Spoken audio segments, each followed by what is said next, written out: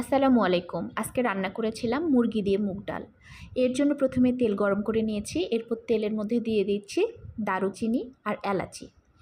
দিয়ে এটা একটু ভেজে নিয়ে দিয়ে দিলাম পেঁয়াজ কুচি।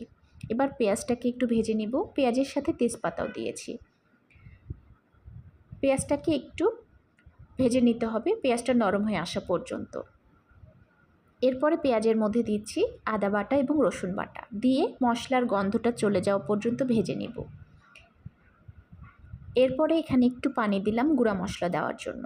এখন দিয়ে দিচ্ছি গুঁড়া মশলা, হলুদ দিলাম, দিয়ে মিক্সড করে নিচ্ছি। এবার দিব মরিচ গুঁড়া, এরপরে দিব ধনে গুঁড়া, দিয়ে আবার মিক্সড করে নিচ্ছি। এবার দিব জিরে গুঁড়া,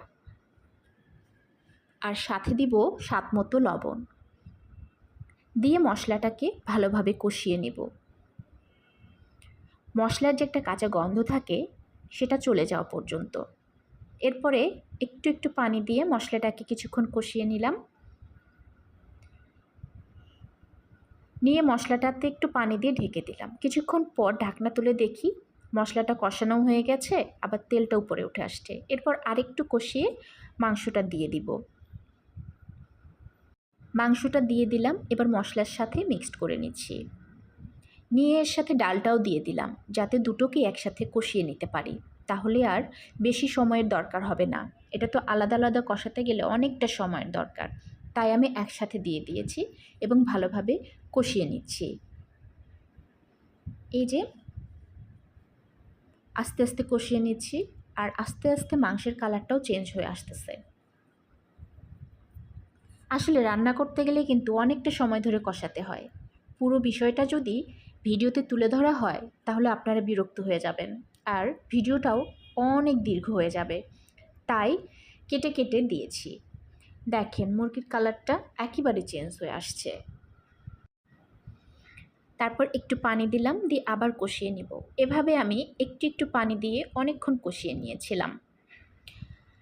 হয়তোবা অনেকেই আছেন আমার থেকে আরও বেশি কষিয়ে মুরগি লাল লাল করে খেতে পছন্দ করেন, কিন্তু আমি যতটুকু কষিয়েছি ততটুকু আমার জন্য ঠিক ছিল। এই যে এখন ঝোলের পানি দিয়ে আমি ঢাকনা দিয়ে দিব ডাল এবং মাংস সিদ্ধ হওয়ার জন্য। এই যে ঢাকনা দিয়ে দিলাম। কিছুক্ষণ পর ঢাকনা তুলে দেখি ডাল সিদ্ধ হয়ে গেছে, মাংস তো সিদ্ধ হয়েছেই। এরপরে এখানে দিব ভাজা জিরার গুঁড়া, যেটা টালা ভাজা জিরার গুঁড়া, দিয়ে মিক্সড করে এটাকে কিছুক্ষণ রান্না করেছিলাম।